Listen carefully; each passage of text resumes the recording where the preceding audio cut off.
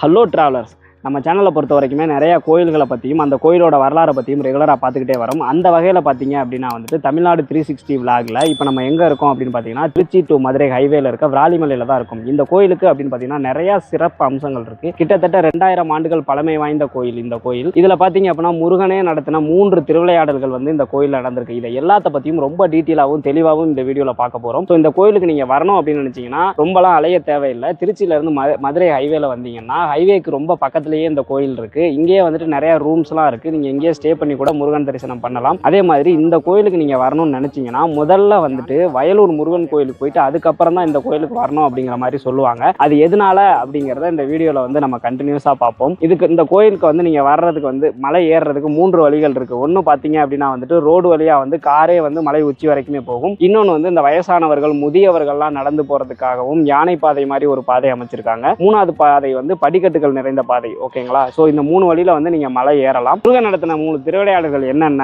இந்த கோயிலோட ஸ்தல வரலாறு என்ன அப்படிங்கிறது எல்லாத்தையுமே இந்த வீடியோல ஃபுல்லா பார்க்க போறோம். ஸோ இந்த மாதிரி இன்ஃபர்மேஷனாகவும் ஃபன்னாகவும் விளாக்லாம் பார்க்கணும் அப்படின்னு நினைச்சீங்கன்னா நம்ம சேனலை மறக்காம சப்ஸ்கிரைப் பண்ணி வச்சுக்கோங்க. உங்களுக்கு முருகனை பிடிக்கும் அப்படின்னா கண்டிப்பா வந்துட்டு இந்த வீடியோக்கு ஒரு லைக் போட்டுருங்க. குன்றிருக்கும் இடமெல்லாம் குமரன் இருப்பான் அப்படின்னு சொல்ற மாதிரி 207 படிகளை தாண்டி தான் வந்து நம்ம முருகப்பெருமானை பார்க்குற மாதிரி இருக்கு. அண்ணா சொன்ன மாதிரி இங்க ஒரு 3 வழிகள் இருக்குங்க. முதல் வழி பார்த்தீங்க அப்படின்னா கார் மூலியமாவே நம்ம மேலே போய் சாமி தரிசனம் பண்ணலாம். 2வது வழி பார்த்தீங்கன்னா முதியவர்கள் நடக்கிறதுக்காகவே யானைப்படி மாதிரி அந்த மாதிரி ரெடி பண்ணி வச்சிருக்காங்க. 3வது பார்த்தீங்கன்னா இந்த மாதிரி படிக்கட்டுகள் நிறைந்திருக்கு. 207 படிக்கட்டுகள் இருக்கு. இதுல ஏறிதான் நம்ம முருகன் தரிசனம் பண்ற மாதிரி இருக்கும். அண்ணா சொன்ன மாதிரியே முருகனால இந்த கோவில்ல 3 திருவிளையாடல்கள் நடத்தப்பட்டிருக்குங்க. அதுல முதல் திருவிளையாடல் என்ன அப்படிங்கிறத நம்ம பார்ப்போம். முதல்ல இந்த கோவில் தோன்றிய வரலாறு. இந்த கோவில் தோன்றி 2000 வருடங்கள் ஆயிருச்சு அப்படின்னு சொன்னாலுமே ஆனா இங்க இருக்கக்கூடிய இறை வழிபாடு, அதாவது முருகன் வழிபாடு வந்து தொன்று தொட்டு நூற்றாண்டுகளுக்கு முன்னாடியில இருந்து நடக்குது அப்படிங்கிற மாதிரி சொல்றாங்க. இந்த இடத்துல குறாமரங்கள் நிறைந்த காடுகளா இருந்திருக்கு. அப்போ ஒரு வேடன் ஒரு புலியை துரத்திட்டு போயிட்டு இருந்திருக்கான். அந்த புலி திடீர்னு ஒரு சமயத்துல அவன் கண்ணுல தென்படவே இல்லைங்க. அந்த இடத்துல பாத்தீங்க அப்படின்னா ஒரு குறாமரம் இருக்கு. அந்த குறாமரத்துல திருநீர் வாசம் அடிக்குது. அது மட்டும் இல்லாம திடீர்னு மயில்கள் எல்லாமே அந்த இடத்துக்கு நிறைய வந்திருக்கு. அது மூலியமா அந்த மரத்துல குமரன், அதாவது முருகன் குடிகொண்டு இருக்காரு அப்படின்னு தெரிஞ்சு மக்கள் எல்லாருமே வழிபட தொடங்கியிருக்காங்க. இதுதாங்க முருகன் நடத்திய முதல் திருவிளையாடல். நான் இருக்கேன் அப்படிங்கிறதையே அவரோட திருவிளையாடல் மூலமா சொல்லியிருக்காரு. 2வது திருவிளையாடல் என்ன அப்படிங்கிறத நம்ம கோயில் கொஞ்சம் மேலே ஏறி போய் பார்த்துட்டு அதுக்கப்புறமா நான் உங்களுக்கு சொல்றேன். வாங்க போலாம். இந்த மாதிரி நீங்க கோவில் ஏறும்போது கோவில் படிக்கட்டுல பாத்தீங்க அப்படின்னா இந்த மாதிரி கால் தடம் இருக்க மாதிரி இருக்கும். அதுக்கு காரணம் என்னன்னு பாத்தீங்கன்னா நம்ம உடம்புல கால் கை, அதாவது ஏதாவது ஒரு உடல் உறுப்புல ஏதாவது பிரச்சனை இருந்ததுன்னா இந்த மாதிரி அந்த கல்லுல வந்து செதுக்குவாங்க பாத்தீங்களா, உளி வச்சு செதுக்குவாங்கல்ல, அவங்க கிட்ட சொல்லி நம்ம அந்த கால் பாதத்தையோ இல்ல கை விரல்களையோ வந்து நம்ம அச்சிட்டோம் அப்படின்னா அந்த நோய் வந்து குணமாயிடும் அப்படிங்கிற மாதிரி சொல்றாங்க. அதனாலதான் வந்து சில கோவில்கள்லாம் பாத்தீங்க அப்படின்னா இந்த மாதிரி கால் தடத்தையோ இல்ல கை பாதத்தையோ வச்சிருப்பாங்க. முருகன் வாகனமான மயில் வந்து இங்க ரொம்ப அதிகமா இருக்கும்னு சொல்றாங்க. தமிழ்நாட்டிலேயே வந்து மயில்கள் அதிகமா இருக்க இடமும் விராலிமலை தான். இந்த இடத்த பார்த்தீங்க அப்படின்னா உங்களுக்கு நல்லாவே தெரியும். இந்த இடத்துல வந்து ஏதோ ஒரு கதையை சொல்றாங்க அப்படிங்கிறது மட்டும் எங்களுக்கு புரிஞ்சுது. அதுக்கு மேலே வந்து அவ்வளோ அழகா வந்து அது என்ன அப்படிங்கிறத கொடுத்துருக்காங்க. நீங்களே பாருங்க. 1200 ஆண்டுகள் முன்பு பர்மாவில் கப்பல் வணிகம் செய்த காரைக்குடி நேந்தம்பட்டி எம் பழனியப்ப செட்டியார் மணப்பாறையில ஒரு பசுமாடு வாங்கியிருக்காரு. அது விராலிமலை முருகன் கோயில் அடிவாரத்துல வந்து காணாம போயிடுச்சு. அந்த ஒரு வழக்குல நீதிமன்றத்துல மயில் வந்து சாட்சியா வந்து சொல்லியிருக்கு. அது எவ்வளவு பெரிய விஷயம் பாருங்க. மயில் வந்து சாட்சியாக சொல்லியிருக்கு. ஸோ அந்த விஷயத்த தான் வந்து இந்த இடத்துல சொல்லியிருக்காங்க. உடனே வந்து அவர் என்ன பண்ணியிருக்காரு, அந்த எம் பழனியப்ப செட்டியார் வந்து இந்த கோவிலை புதுப்பிச்சு இந்த கோவிலுக்கு நிறைய விஷயங்கள் செஞ்சிருக்காரு. அதை வெளிக்காட்டுற விதமாக தான் இவ்வளோ ஒரு அழகான ஒரு படம் வந்து இந்த இடத்துல வரைஞ்சிருக்காங்க. எவ்வளோ அற்புதமான காட்சி பாருங்க. ஓகே, நம்ம ஒரு 100 படிகள் கடந்து வந்திருப்போம். 2வது திருவிளையாடலா என்ன நடந்துச்சு அப்படிங்கிறத பார்க்கலாம். 2வது திருவிளையாடலா நம்ம பார்க்க போறது என்னன்னு பார்த்தீங்கன்னா, இங்க இருந்து ஒரு கொஞ்சம் தொலைவில் இருக்கிற வயலூர் அப்படின்னு சொல்லக்கூடிய இடத்துல தான் வந்து அருணகிரிநாதரோட நாவல வந்து முருகப்பெருமான் வந்து ஓம் அப்படிங்கிற ஒரு பிரணநாமத்தை எழுதினாரு அப்படிங்கிறது நம்ம எல்லாருக்குமே தெரியும். அந்த நேரத்துல அருணகிரிநாதர் கிட்ட முருகப்பெருமான் என்ன சொல்லியிருக்காருன்னா, நீங்க பக்கத்துல இருக்கக்கூடிய விராலிமலை அப்படிங்கிற இடத்துக்கு வாங்க, அந்த இடத்துல தான் நான் வந்து குடிகொண்டு இருக்கேன் அப்படிங்கிற மாதிரி சொல்லியிருக்காரு. அதை கேட்ட உடனேயே அருணகிரிநாதர் என்ன பண்ணியிருக்காரு, அங்க இருந்து விராலிமலை நோக்கி வந்திருக்காரு. வந்து பார்த்ததுக்கு அப்புறம் தெரியுது அந்த இடத்துல எந்த ஒரு கோவிலுமே இல்ல அப்படிங்கிறது அவருக்கு தெரிய வருது. அந்த ஒரு சமயத்துலதான் முருகப்பெருமான் வேடன் ரூபத்துல வந்து அருணகிரிநாதருக்கு வழிகாட்டியிருக்காரு. அன்னையில இருந்து அருணகிரிநாதர் இங்கேயே ரொம்ப ஆண்டுகளா வந்து இந்த இடத்துல இருந்திருக்காரு. அது மட்டும் இல்லாம திருப்புகழ் எழுதினது இங்கேதான் அப்படிங்கிற மாதிரியும் சொல்றாங்க. இந்த கோவிலோட சிறப்பம்சம் என்னன்னு பார்த்தீங்கன்னா, கருவறை மகாமண்டபத்தோட இடப்புறம் உற்சவர் சிலைகளுடன் நடராஜ பெருமான் சிலை வந்து இருக்குதுங்க. அது மட்டும் இல்லாம எந்த கோவிலும் இல்லாத வகையில நாரதரோட சிலை வந்து இங்க இருக்கு அப்படிங்கிற மாதிரி சொல்றாங்க. நடராஜ சன்னதி திசையில வந்து தெற்கு பார்த்த ராஜகோபுரமும் இருக்கு. இதுதான் இந்த கோவிலோட சிறப்பம்சமா சொல்றாங்க. இந்த இடத்தோட பேர் காரணம் என்னன்னு பார்த்தீங்கன்னா, முனிவர்கள் வந்து மரங்களோட மரங்களா இம்மலையில வந்து விராவி இருந்திருக்காங்க, அதாவது கலந்து இருந்திருக்காங்க. அதனால விராலி மலைனும், விராலி செடிகள் இந்த மலையில வந்து ரொம்ப அதிகமா இருந்தனால விராலி மலைன்னு சொல்றாங்க. இங்க இருக்க முருகனை நீங்க வணங்குனீங்க அப்படின்னா தீராத நோய்கள் நீங்கும், ஆயுள் வளம், கல்வி அறிவு, மாங்கல்ய பாக்கியம், விவசாய செழிப்பு, திருமண தடை எல்லாமே வந்து நீங்கிரும் அப்படின்னு சொல்றாங்க. இந்த கோவில்ல ஒரு வித்தியாசமான வழிபாடு இருக்குங்க. அது என்னன்னு கேட்டீங்கன்னா, குழந்தை பாக்கியம் இல்லாத தம்பதிகள் குழந்தையை தத்து கொடுத்து விட்டு அதற்கு பதிலாக தவிட்டை வாங்கி செல்றாங்க. அதுவுமே ஒரு வித்தியாசமான ஒரு முறையா இங்க பார்க்கப்படுதுங்க. பின்னர் அந்த தவிட்டை வந்து அர்ச்சகரிடம் கொடுத்து விட்டு குழந்தையை தாய்மாமன் மூலமா வாங்கிக்கிறாங்க.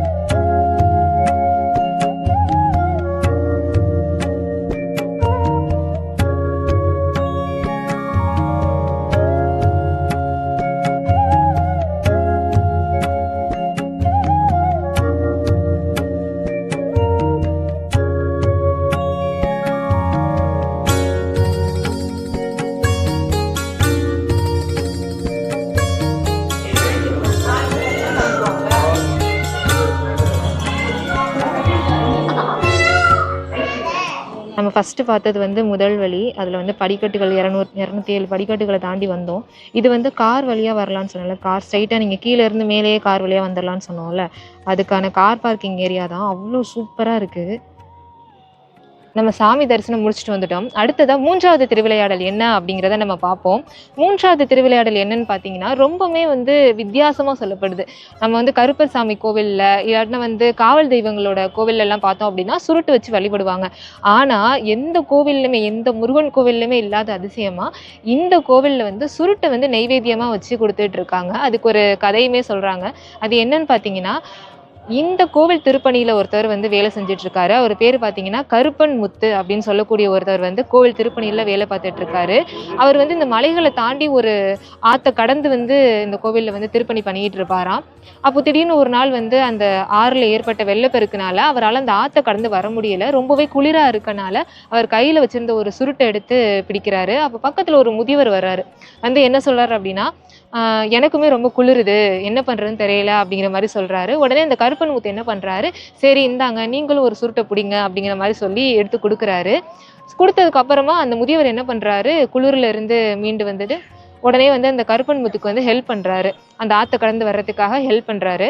அப்போ சரின்னு சொல்லிட்டு அந்த கருப்பன் முத்தும் கோவிலுக்கு வந்துட்டாரு. கோவிலுக்கு வந்து பார்க்கும்போது அந்த மூலவர் சிலைக்கு பக்கத்தில் வந்து அவர் கொடுத்த சுருட்டு வந்து அணையாமல் அப்படியே இருந்தது. அப்போதான் தெரிஞ்சு அவருக்கு அங்கே வந்து முதியவர் ரூபத்தில் வந்தது வேற யாருமே கிடையாது, இந்த ஆறுமுகன் தான் அப்படின்னு சொல்லி தெரிஞ்சிருக்கு. அன்னையிலேருந்து இன்னைய வரைக்குமே கோவிலில் வந்து சுருட்டை தான் வந்து வச்சு வழிபட்டுட்டு இருக்காங்க. அதை நைவேத்தியமாக மக்களுக்குமே கொடுக்குறாங்க.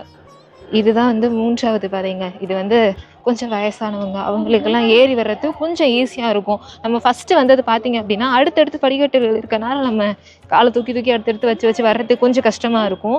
இது கொஞ்சம் அப்படியே சறுக்கலாகவே இருக்க மாதிரி இருக்குது. அதனால் கொஞ்சம் வயசானவங்க இதில் வர்றதுக்கு ரொம்ப ஈஸியாக இருக்கும். அது மட்டும் இல்லாமல் இங்கே லிஃப்ட் வசதியுமே ஏற்படுத்திக்கிட்டு இருக்காங்க. ஸோ இன்னொரு 1 வருஷம் 2 வருஷம் ஆயிடுச்சுன்னா நீங்கள் லிஃப்ட்லேயே வந்து வந்துடலாம். பாருங்க, அங்கேயும் உட்காந்து ரெஸ்ட் எடுக்கிற மாதிரிலாம் வச்சுருக்காங்க. இந்த வழி தான் ரொம்பவே ஈஸியாக இருக்குது என்னை பொறுத்த வரைக்கும். ட்ராவலர்ஸ், ஃபைனலாக வந்துட்டு இந்த விலாகோட எண்டுக்கு வந்துட்டோம்.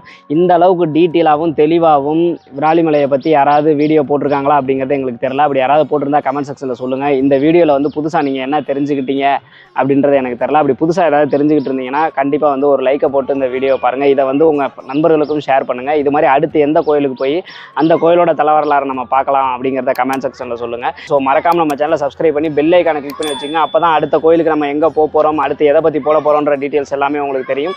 ஸோ சப்ஸ்கிரைப் பண்ணி வச்சு நம்ம வீடியோ பாருங்கள். மீண்டும் ஒரு வீடியோவில் சந்திப்போம். பாய்.